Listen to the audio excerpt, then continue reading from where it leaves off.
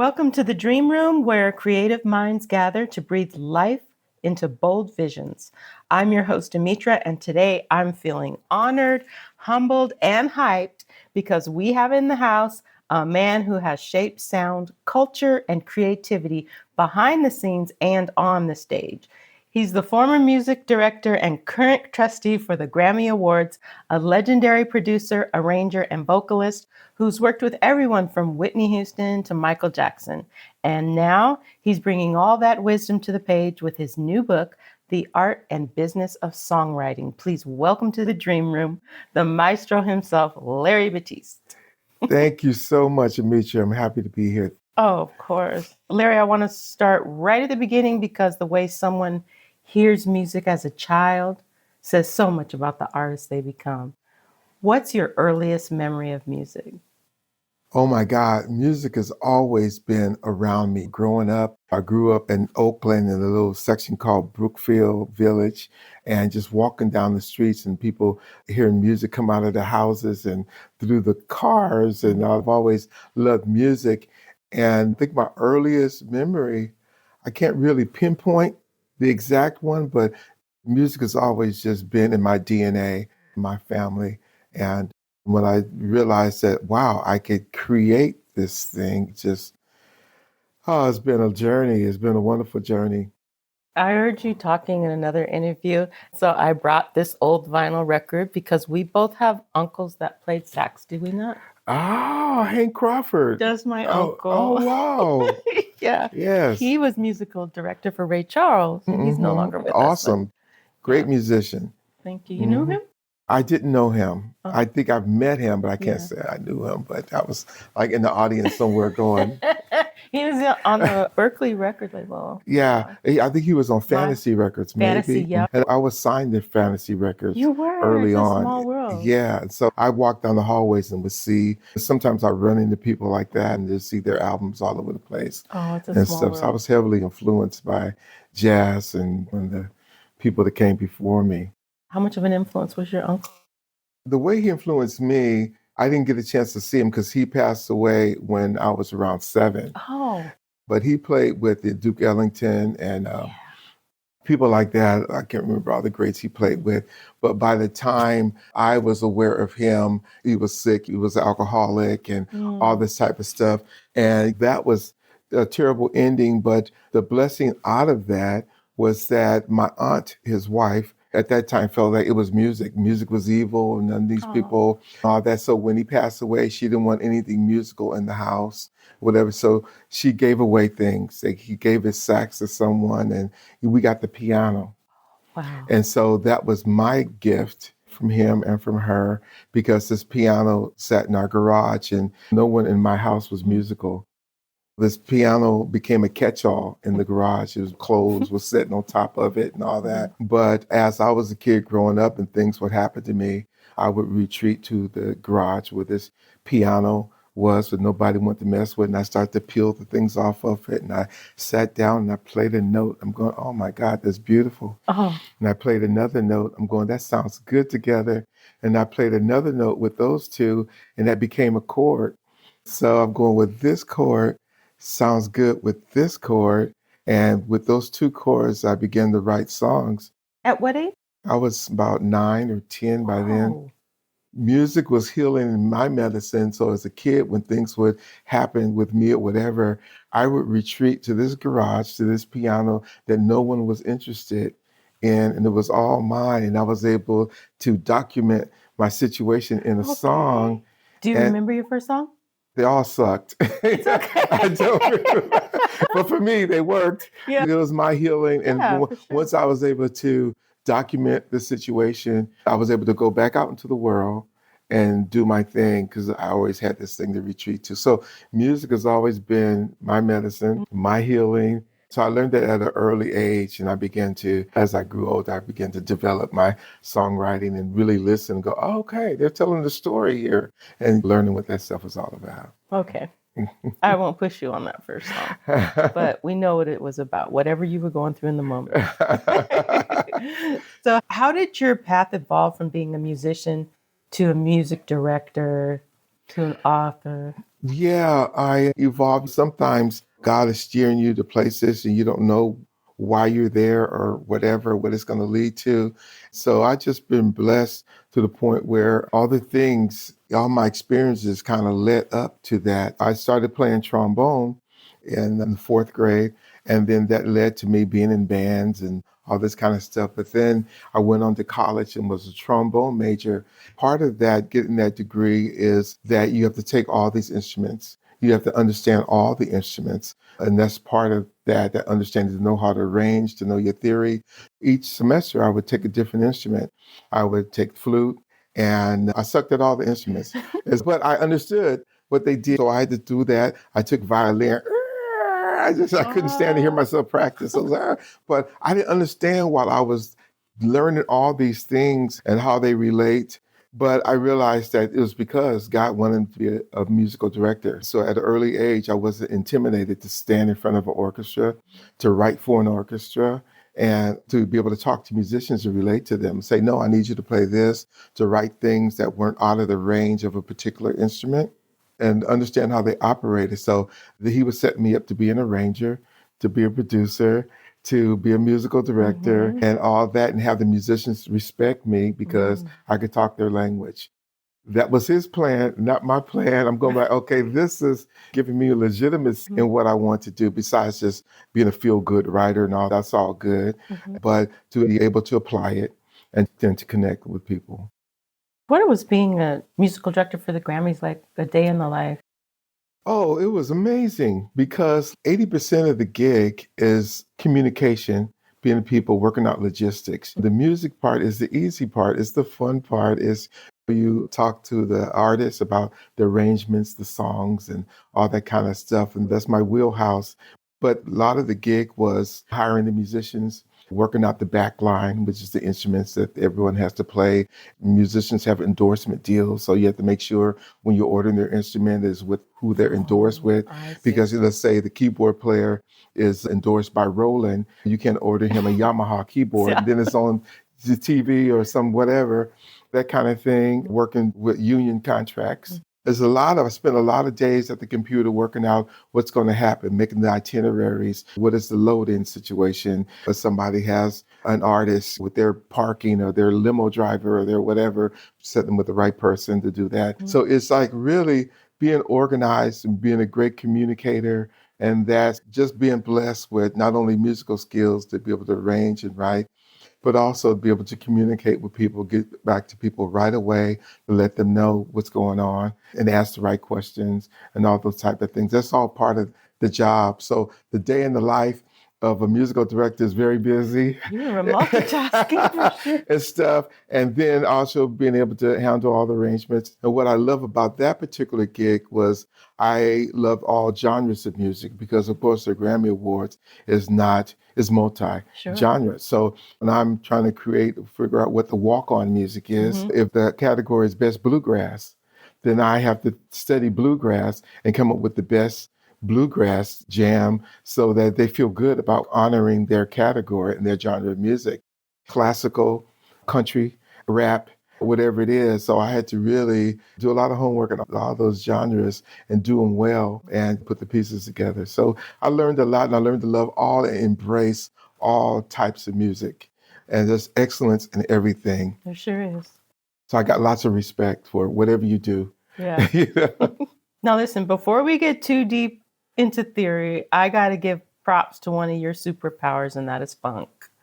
You wrote some hits for Bill Summers, or were part of the writing process. Bill Summers and the Heat Band? Yeah, the Bill Summers and Summers Heat was a band that I could say had my first top 10 songs with Bill Summers and Summers Heat. Bill Summers is a percussionist who got his career because he's a class act in himself, but I guess his claim to fame is that, first of all, he did all the percussion work for the docuseries Roots with Quincy Jones. And so as Kunta Kinte is going through the jungle and all that African stuff, he created all that. Of course, you know the success of Roots. From that, he joined the Herbie Hancock band, the Headhunters, and that's his sound that he created. So, of course, Herbie Hancock and the Headhunters had tremendous success. And from that, he went into a solo career, and that's where I come. When some of my mentors advised him or suggested that he contact myself and my business partner, Clay Tobin Richardson, the guy who I started the publishing company with in the 12th grade. I haven't told that story yet. But anyway, we became his collaborators and we had a lot of success together. The three of us co-produced all the records and co-wrote most of the songs that we recorded. That was a great run. What is it about funk that still resonates across generations? Oh, funk. Oh, golly. Funk is just something that you can't describe. It's just feel good.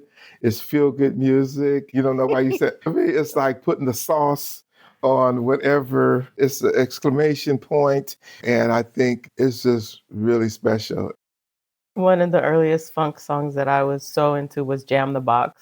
I really enjoyed that thank song. you. I love it. Yeah. Oh, Thank God, we had you. fun with that. It just seems like life was so much simpler then. No.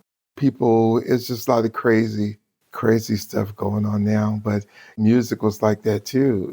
Business didn't seem shady, of course. In everything, there's some kind of crazy stuff going on. For sure. But yeah, it was a lot more fun. And putting together those songs was great. It was really easy. That song, Jam the Box, and one of the biggest songs probably out of that era was for me, and that group was Call It What You Want, was a song that I co-wrote. It was myself, Bill Summers, and a guy named Kevin Toney, who just passed. Kevin Toney was one of the founding members of the Tony? Blackbirds. Kevin Toney. Oh, okay. I was thinking Tony son. Yeah, right. They're also Oakland. Right. Those are my guys. Rest in peace, Dwayne Wiggins. Yes. Yeah, the way funk fuses rhythm and space and attitude, it feels like it lives in your musical DNA. Yeah. Oh, yeah. Yes. Yeah. Let's dig into the heart of the matter, your book, The Art and Business of Songwriting. I love that it's not just about making music, but about making a life in music. Yeah. So thank you for that. In the book, you talk about elements like the driver, the hook, the middle eight. I hadn't even heard that term until I read your book. Signature riffs. Could you break down what these mean and why they matter in a successful song? Well, songs are about making a connection. We relate to certain things that I always remember, and everybody I think remembers a particular song that was happening during a situation in their life or period in their life. You could always remember something, and writing songs that connect. These elements that are in these songs are connecting elements that I think with the writing a song, there's no right or wrong. You know, the composer is never wrong, but there are certain elements in songs help you to connect with an audience or with the person. So when we talk about signature riffs, that's an element of a song that identify with that particular song and that song only. When you hear don don do do do do do do, well, the first two bars, that's satisfaction. Yeah. You know, or it's so many. 90% of all his songs have signature riffs, whether people recognize it or not. Is that element of the song that's related to that song. So that's really important connector right off the top. Of course, great hook, great melody, but creating the hypnotic melody where a person just wants to sing and it's the perfect fit with the lyric and that kind of thing. And to write the kind of melody that people just hum along in safe way or whatever. Right. And that's who we're writing for. We're not writing for musicians in particular because back in the day when people bought records, musicians didn't buy records. Right. So you're writing for the everyday person. So you want to write in something that people could relate to, situations that people could relate to. That, oh, that happened to me. That kind of thing, right? And you writing a melody, you don't write any big jumps or whatever. People don't sing like that. Right. They sing stepwise. So it's like usually it's melodies like nursery rhymes. Do do do do do do do do do do. It's stepwise, and those are things that people could remember and grab hold to. In terms of music and melody, you want to go there. You want to keep your chords pretty simple, something that have great phrasing and sections like that. Those are relatable things and topics. Of course, love is always a great topic, but social issue and just creating great stories as you go along. There's all kinds of methods of writing. I like to think of the chorus first. That way you know where you're going because all verses lead to the chorus. And that's where the solution lives. That's where the hook is. That's the thing where you're leading to. So you basically want to start the song in the first verse. You basically introducing the characters, the situation, the setting, the scenery, you setting all that. I consider songs to be like mini movies, right? You go to a movie, but this movie is told in 3.5 minutes. Yes. 4 minutes. So, so that first verse is like the opening scene where you go, okay, I'm sitting here in my living room, talking to Amytra about what happened yesterday and that kind of thing. And so you say, okay, but it's you incorporating, situation, action, all those type of things. And I'm sitting with a character and I'm going to go, well, what happened? That leads to the next part of the story.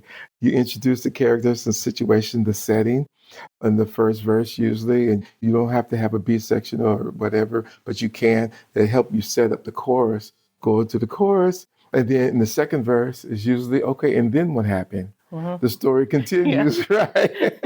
The story continues.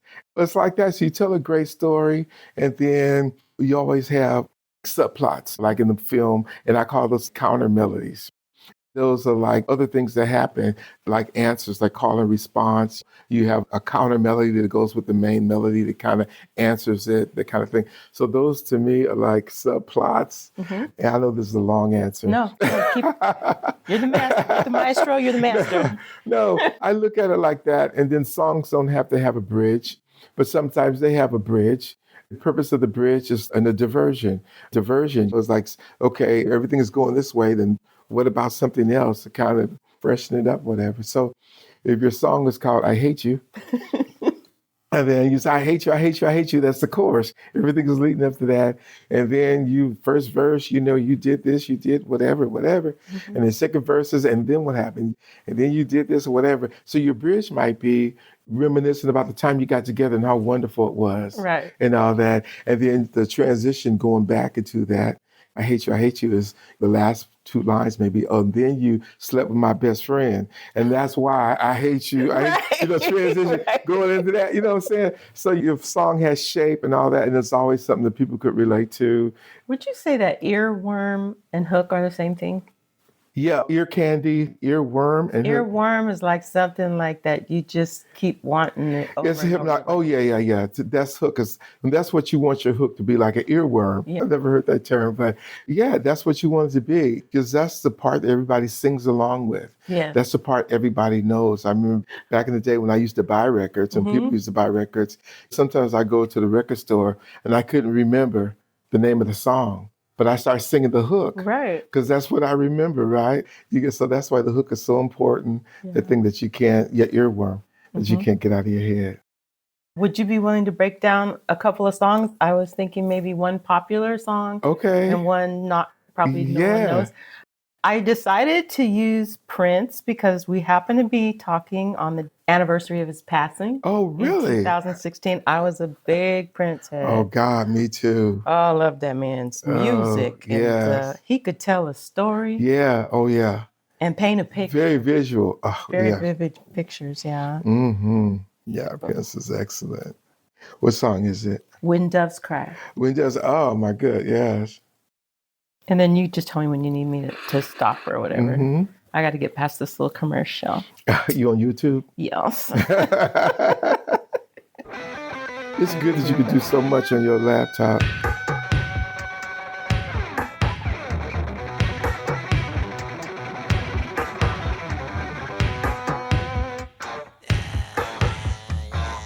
Oh, those are like signature riffs in itself. Whatever song starts like that, and the guitar and all that. When you hear that, you know it's When Doves Cry, right? Anyway, so right there, some people write hooks on top of hooks on top of hooks. Is that layering type of thing. Anyway, keep going.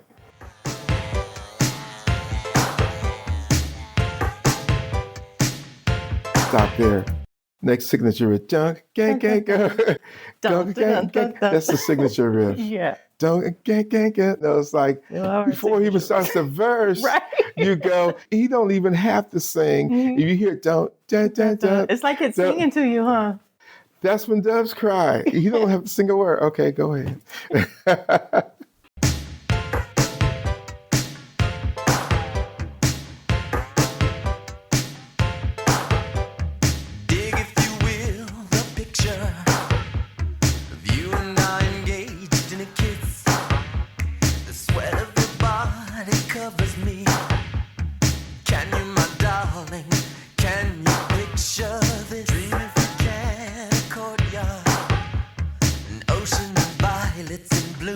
stop right there.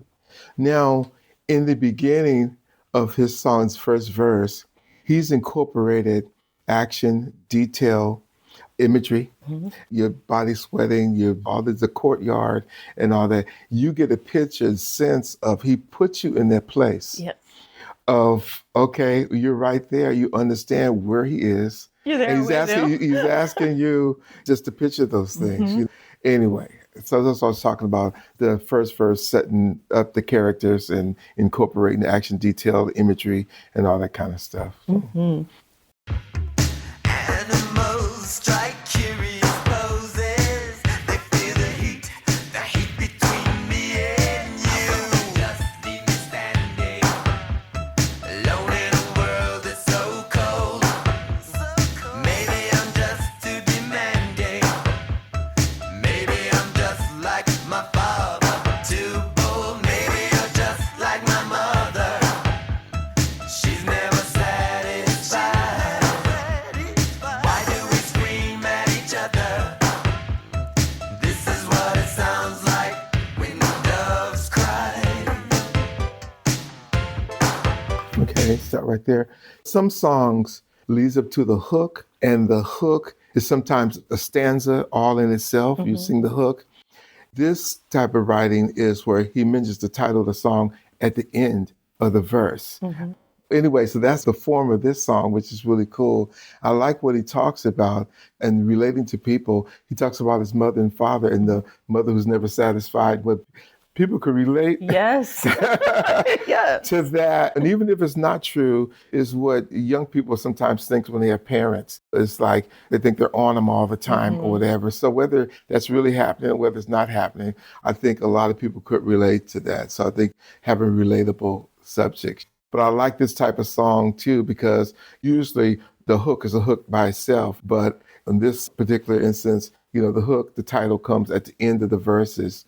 Like, the other song, Billy Joel's, she's always a lady to me, always a woman to me. So da da da da da da da da da da ba da da da da da da da da. She da da da da da da da da da da da da, but she's always a woman to me.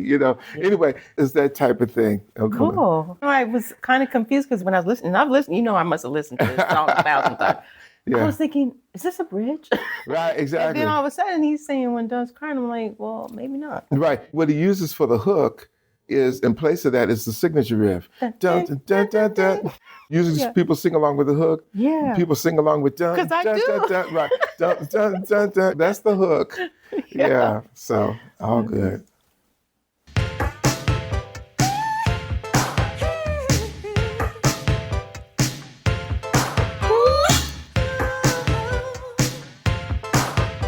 Yeah.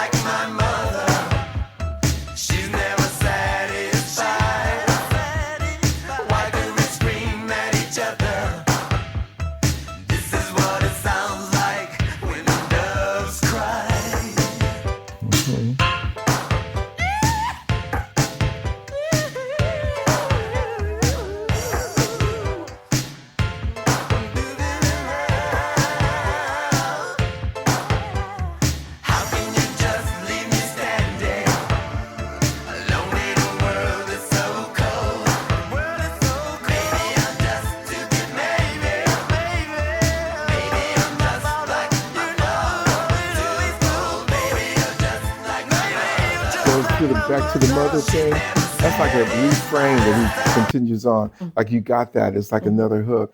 That's catchy, and he knows it's catchy. Yeah. So he goes back to it. But I love the story continues. It's great. I notice how he's layering more and more as the song goes on. As the song goes on, he adds more parts because then there's background vocals, then there's harmonies. Yeah. And that's a part of building and building a song, especially you got a song like this where basically the melody is the same. Da da da da da da da da da da. The second verse melody is the same. Third verse melody is the same. So what he does with the third verse, he adds a pad, a chord in that come underneath. The synthesizers comes in, whatever. It's building So you momentum. got introducing more character, more flavor as it goes on, so you can keep his melody the same. And then to enhance all that, he adds harmony to the melody, so it builds and just more ear candy, as you say. And it's all good. What a great production. Oh my gosh, he's amazing. So I'll just go on to the little known song. Is this song been released, or is it an original song that's never? It's an original song. Okay. All right. And it's called Writ of Love. Siri, define writ. Writ means a form of written command in the name of a court or other legal authority to act or abstain from acting in some way. Aretha said it, and I agree. Sometimes to be free, you must disrupt the peace. Shouldn't have to fight for human rights. Thank you, Dr. King, we'll be living the dream. No matter your brand, your money, your suit, coming rude, you get the boot. No matter your color, your class, your creed, you got the order, you better heed. Become one family so we don't get got. Divided we fall, are you ready or not? Let's get it, let's go, let's rock, let's roll. Are we woken up for a writ of love? Wake up now, breathe the dawn. Get up and get it on. Dance and sing a song. Some would fold, I will roll. This thing called life. If you say I'm down, I won't believe a lie. No matter your brand, your money, your suit, coming rude, you get the boot. No matter your color, your class, your creed, you got the order, you better heed. Become one family so we don't get got. Divided we fall, are you ready or not? Let's get it, let's go, let's rock, let's roll. Are we woken up for a writ of love? Dark night of the soul, hunt for your Babylon. Chariot come, tower falling, cultural pride, pacifist action. Not mutually exclusive, but a love faction. Democracy or democracy, we free yet? Here's the thing, plague dead, don't sleep on me. We're not free yet. Between COVID and bad cops, I can't breathe air. Why do we need to seek inclusion when over the earth we are one human by God's court? We are called to enact a writ of love over all the earth, but let it start in our own yards. Still looking for answers, seeking truth and compassion, address hate in our nation as a root cause. Like Malcolm, let us study, speak truth, pray to God, problem solve, point blank, period. No matter your brand, your money, your suit, coming rude, you get the boot. No matter your color, your class, your creed, you got the order, you better heed. Become one family so we don't get got. Divided we fall, are you ready or not? Let's get it, let's go, let's rock, let's roll. Are we woken up for a writ of love? I bring sun to the rain, sun to the rain. Make good from my pain, make good from my pain. Haters come, I rise above. From God's court come down a writ of love. No matter your brand, your money, your suit, coming rude, you get the boot. No matter your color, your class, your creed, you got the order, you better heed. Become one family so we don't get got. Divided we fall, are you ready or not? Let's get it, let's go, let's rock, let's roll. Are we woken up for a writ of love? I like that. What I like about that, it's not a big production and all that, but it feels good. It's really cool. I think to make a better connection, the audience needs something to sing along with. Prince had da, da, da, da, da, da, da, da, da. And so like this song, I know you Writ of Love is the end of that phrase. First of all, I can't understand all the words that they're saying, but that's because I haven't heard the song a lot. But still, if it had something, a signature riff or something that it went to, or even a hook phrase that after you said, dun, dun, dun, the Writ of Love, or something like that, everybody would get that as a long, easy phrase. So I think that just to make the connection, I think that's what this song could use, is something that people could sing along with. And that's a lot of words to get. I was talking about how you go into the record store and you can't remember the song, but you remember the hook. So we don't really get the hook here. It's at the end of the phrase. So I think that's what this song could use, a hook or a signature riff or something like that would help it out a lot. But I love the groove. I love the singing. I love the fact that it's a female and then it sounds like a male voice comes in. It's a good balance of things to listen to. But it's those little things that make that connection that are important, because people buy records and whatever they stream or they listen, whatever, they don't know why they like the record, but it just makes them feel they can connect to it. So that's what I would say to that writer. Okay. Well, I'm going to confess that's one of my songs. Is that one of your songs? Oh, that's great. But I didn't want to make you feel like, oh, I got to be nice. No, but I would do that because that's what helps. And then again, it's just my opinion. And with songs, it's so subjective. There's no right or wrong, but in my business, if I'm going to listen to something, I'm going to tell you what I honestly think, and then it could come out and you could go right out the window. But I was hoping that you work close with the Grammys. You hear successful things all day long. I hear. And then you also, I heard you say in another interview that you had a 3-year job and you had to write songs like on the spot. Oh, yeah. And that's so part that of it. must have been... With the experience of dissecting songs, after doing that for a few years, I realized that's not what I wanted to do. That's not why we started playing music. No, we all not started really. because we love music. It came from the heart. Yeah, but then eventually, sometimes it turns into a business. Sure. Then you get into that situation. I would say, okay, but what I say, every experience is a good experience. And what I got out of that is like how to dissect songs. Okay, this is a hit record right now. Write me one of them, but not exactly that, right? So I learned what elements were in the songs and try to create something that people could grab a hold to.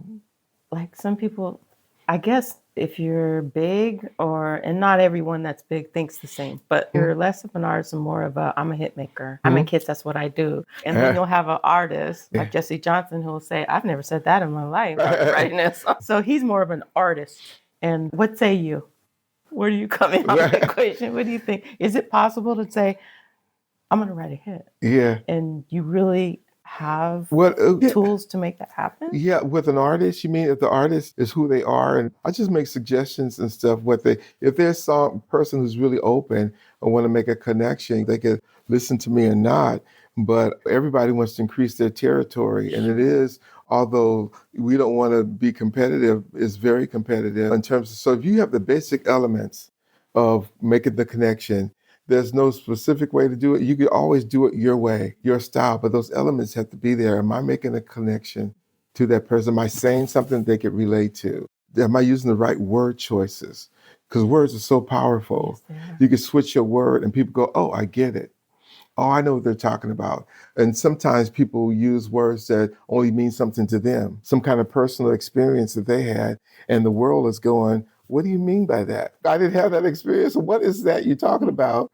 It's like really just go back and doing the rewrite and working with the artist going, and most artists want that too. Just wordsmithing something or giving another melody or something that the world can sing to will make the difference. When I work with artists, I listen. And then if it's cool, it's cool. And if I make suggestions, it's like, I just put it out there. And it might be better if you try this. And then ask some people, friends that you trust, play your stuff and go, how did you feel about that? Does it feel like it was needing something? Did you get my story? Was it easy to sing along with? Is it something you could relate to? How'd the music feel? Did it make you feel good? And then certain things like you do all that telling your good story, you have your good hook. And then there's certain nonsense songs. It has the other element way bigger than so sometimes you have to unlearn. You have a song like Whoop, There It Is. What does that mean? I love that song. I don't think anybody was like, whatever, it was catchy.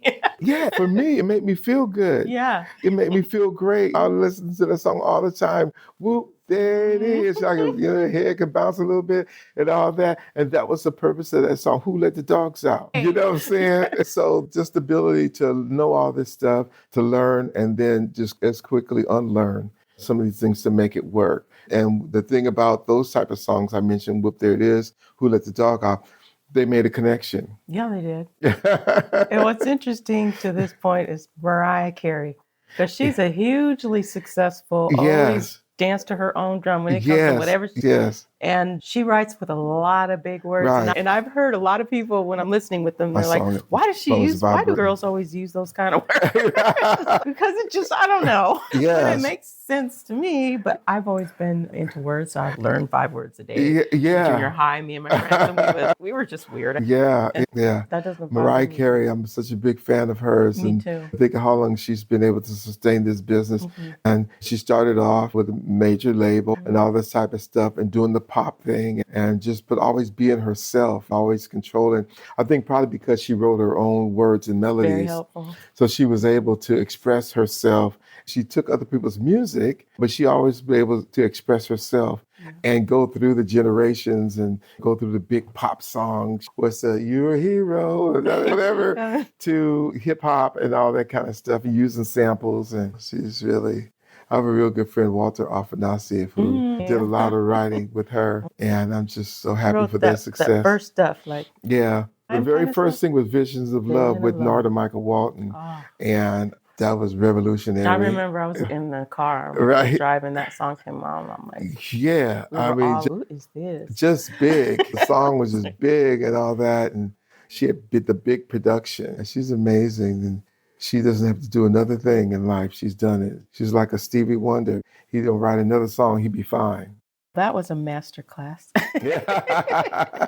And I love how you balance theory with feeling, because that's what makes a great songwriter. Like Yeah. you've been saying, connect. Yeah, yeah, it is. Just making you feel some. When I'm producing vocals, I'm going like, okay, it's like the person's got to relate to what you're doing and put that in it or whatever. And sometimes you just holler at the right time. Yeah. Just to, you know how Gladys Knight always makes you feel like you're in her living room. Yeah. And she sings the right note at the right time on the right word to make you get it. Anyway.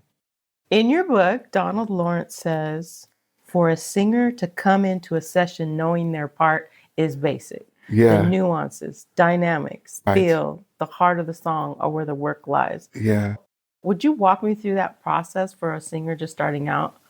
Yeah, the thing is, it's almost the difference is like painting Like with numbers, right? As opposed, so you get it, right? You can sing the words, but then you have to put your personality and your whole emotion, your character, you have to put you in it. And I think that Donald was talking about more like choir singing, because he's a master choir director, but he also does a lot of lead directing too. When it comes to choir, it's dynamics and those kind of things, breathy and moving together as a big group, those type of things. And as a lead vocalist, it's more like you learn the melody, you know the words and stuff, but who are you? What do you have to say? And thus coming to the session and really studying before you get there so you can come present with your whole self. Knowing who you are is how you want to say that. So that takes a lot of study, how you want to do it, how you get to the second verse, you want to phrase it maybe a little different from the first verse so you could put emphasis on certain words. Instead of doing the same, I'm going to do an alternate melody based on the original melody and that kind of stuff. So that takes a lot of practice and stuff. My dear friend, Narda Michael Walton, who produced Aretha and all these great people, he used to tell me about producing Aretha. She is the master studier. He gives her a song like Freeway of Love, and she says, bring it to me, and she lives with it. She's not reading a piece of paper. By the time she gets to the studio, she knows the song and she's making it hers. That's a big, as an artist, sometimes the producer has to pull it out of you, but it's so great when the artist knows himself well enough, whether the producer may have just to make suggestions or whatever. You get somebody like Aretha, you can't tell her nothing. I know, right? You know? Do something else. Yeah. So let's talk about the part that trips up so many creatives, and that's the business side. Because dreaming is beautiful, but sustainability is freedom. Yeah, right. What are some of the biggest challenges songwriters face today when it comes to navigating the business? I think it's, first of all, just understanding the business, but taking care of your own business first. So the first thing is to protect your intellectual property. We write a song, the first thing you want to do is copyright the song.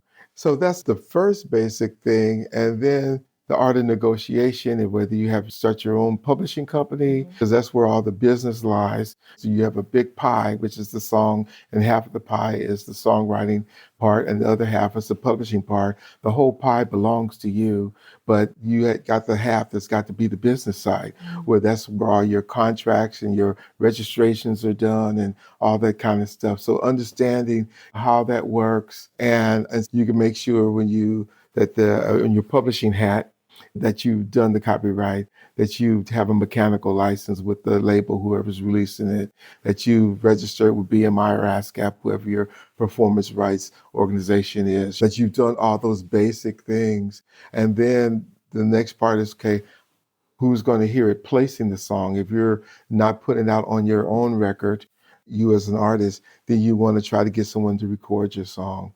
How do we do that? Because a lot of those things it seems like they are, what do you call it, when people are in cahoots? I forget the right term for it. But so just try to get in that circle, feel like you're locked out there, gatekeepers. Out of the clique. Out of the clique, yeah, if that's the word. Yeah. I feel like it's so cliquish, you get the song and all. And guess what? It is. They have gatekeepers and stuff, partly because people don't want to get involved with people who may not have their business together, and there's drama later. The other part of it is that they want to keep themselves working. The other part is that when a person realizes the person writes hit songs, they keep coming back to them. Mm-hmm. Usually it's the same people that are in those cliques. First thing is to have your act together, your business together, and then try to figure out how to get with people who are doing stuff. So it's like showing up to events. Somebody's performing somewhere. Okay, great. Do I know their manager? Do I know their driver? Do I know their hairdresser?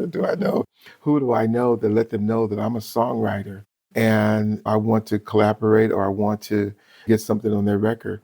And the thing is to really have studied whatever artist you're approaching, so you have something that you know that they would like, that type of thing. And then you want to, if you meet an artist that you want to collaborate with, the thing is to collaborate with them and to let them know, to let them hear your songs. Hearing their song is basically to let them know that you're happening. Mm-hmm. You're a great writer. But what you really want to do is say, look, this is my songs.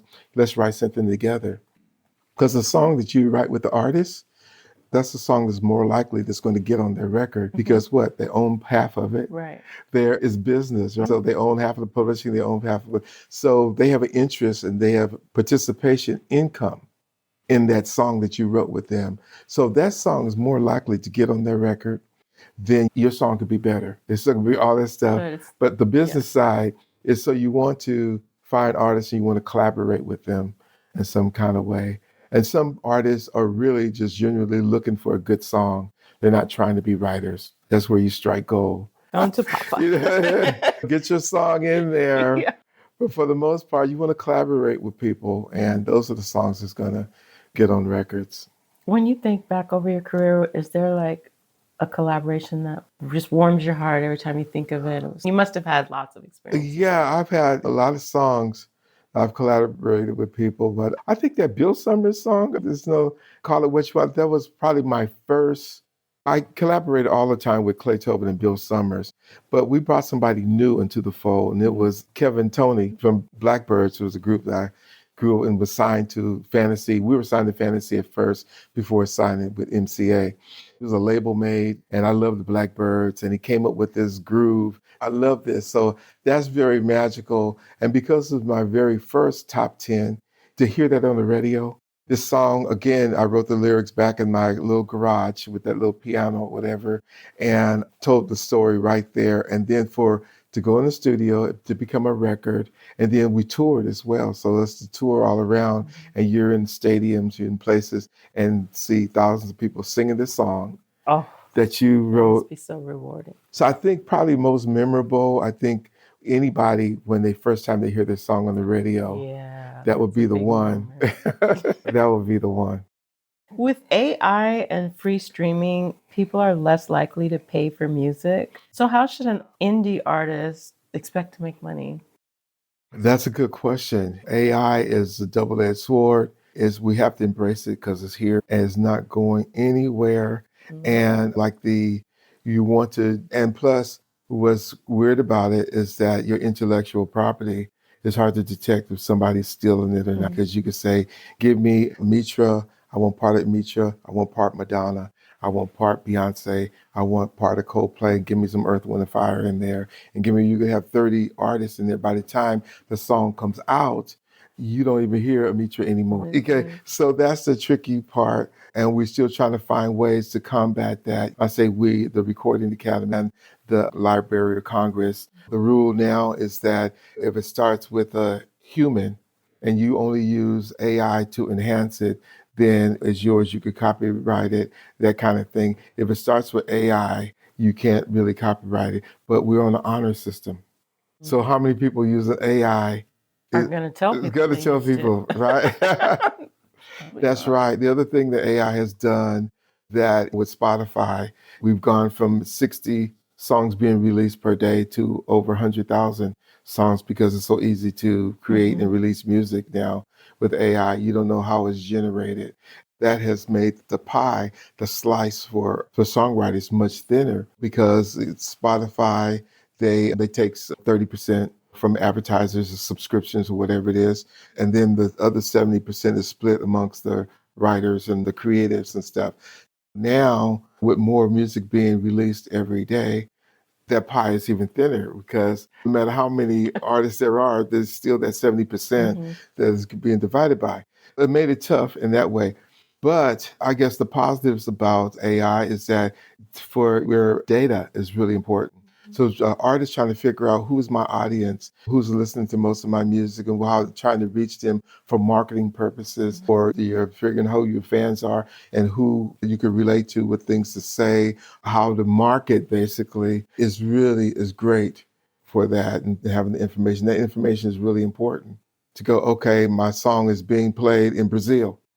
Okay, so I need to reach out to that market. Maybe I need to tour that region because they're playing my music and I could do big business there. Your merchandising, your whatever, you could cater to a certain market if you have that data. AI is great. AI is too dangerous. It's also dangerous.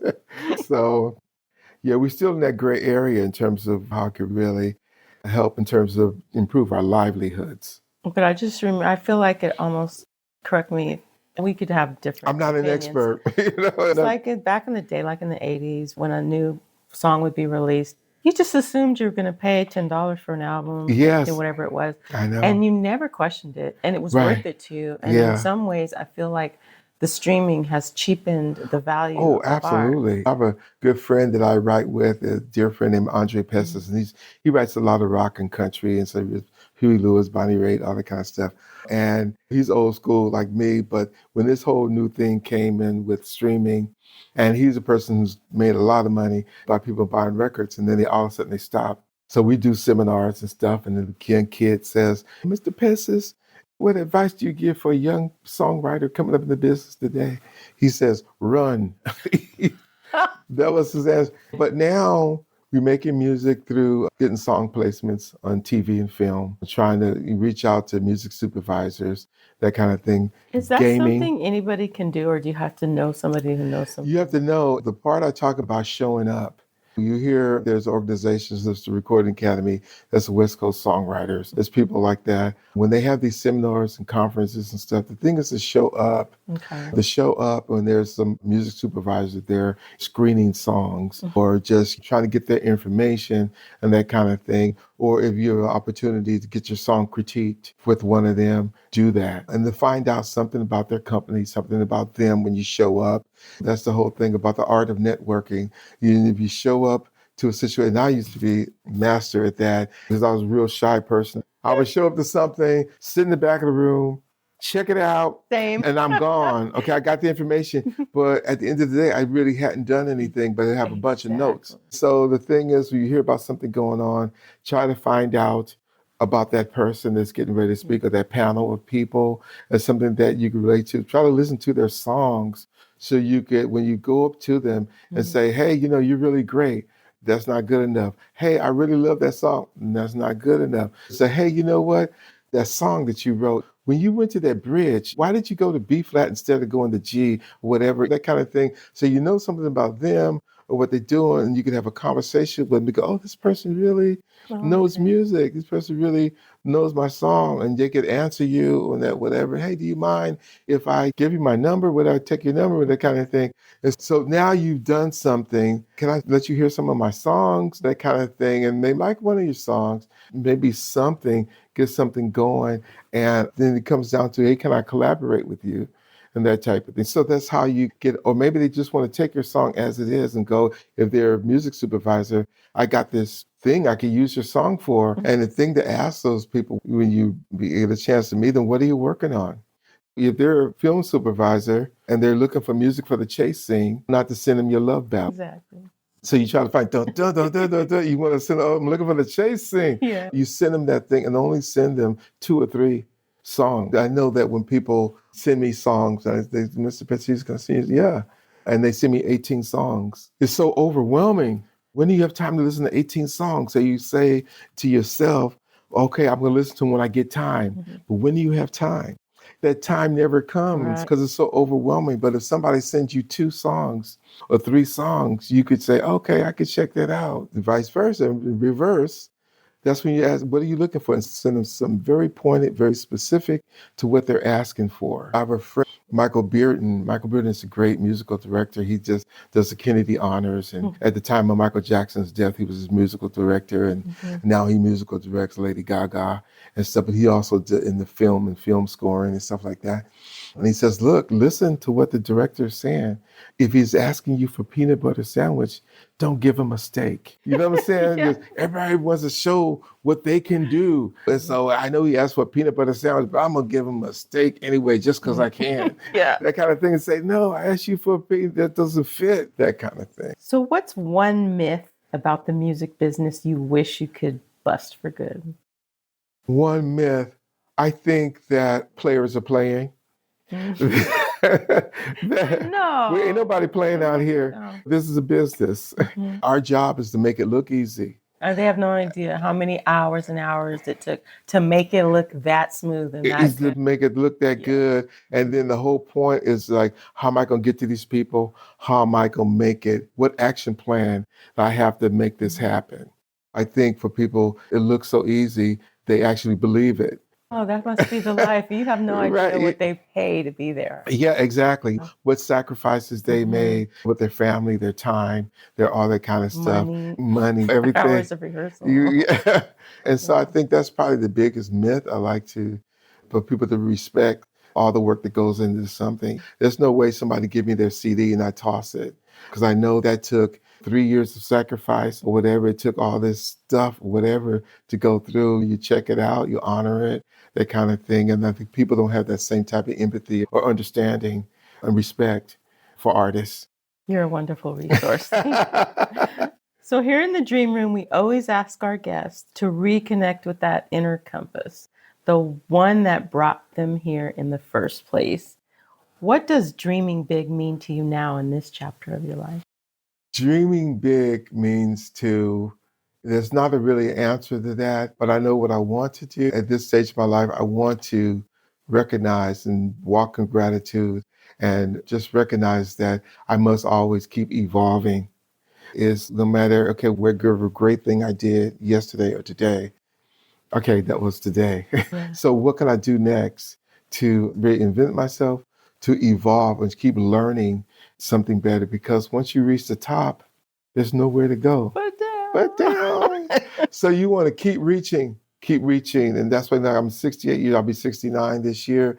And the thing is, I feel like I'm 30 because I always got somewhere to go. I got some plans, I got stuff to do. It's what do I do? You feel passion still, next, right? Yeah. It's like, this is really great and it keeps me alive. That's what we live for. So I think we must have that. We must keep evolving. We must keep reaching, keep learning something new. And that happens. Even I learn from my kids. I learn from people. I learn from you. I learn from babies, animals. If you could sit down with your younger self, that first-time songwriter, what would you tell him? I tell him it's going to be all right. It's going to be all right. You don't know that. And so many things, I think in a lot of ways, this world, this business It's geared to beat you down. You feel like that sometimes and make you feel like you're not worthy. In part, like even more so now than ever because of social media. Nobody's really posting about their struggle or their whatever. You see the big car, you see all that kind of stuff, people who have made it and that kind of stuff. So I'm thinking that that's more now than ever, I think. But even back then, you have your insecurities. You don't know where you fit, where you belong. You have to know that you're all right. Yeah. You believe in the golden rule, you fine. And finally, what's your message to the next generation of songwriters, artists, and visionaries coming up? I think almost like the last answer, keep showing up. Just show up. Just keep showing up for yourself, for everybody around you, for whatever, but mainly for yourself. And I run through this every day of having this long list of stuff to do, stuff to do. And the list gets bigger and bigger. I used to, when I was younger, do 15 things a day, but now if I do 3 good things, I'm good. Then learning how to put yourself on the list. I think we may have talked about this before. Put yourself on the list. And now I'm learning how to put myself at the top of the list. I take care of so many people and so many things. If it's not the house, it's whatever, the kids, whatever, and all these things are great. And guess what? They all are a priority. Everything I do is important. Yeah. So, but if you don't take care of yourself. But you got to take care of yourself. So I'm learning how to do that and put myself on that list, put myself at the top of the list. Not every day, but every once in a while, I do give myself a wake-up call and go, you know what? I got all this stuff to do, but today I ain't doing shit. Fair enough. I need some rest. So where can folks get a copy of The Art and Business of Songwriting? It is at tinyurl.com/LarryBBooks. So it's tinyurl.com/LarryBBooks. Okay, to all our listeners, if you've got a melody in your heart, a lyric in your journal, or a groove in your bones, chase it.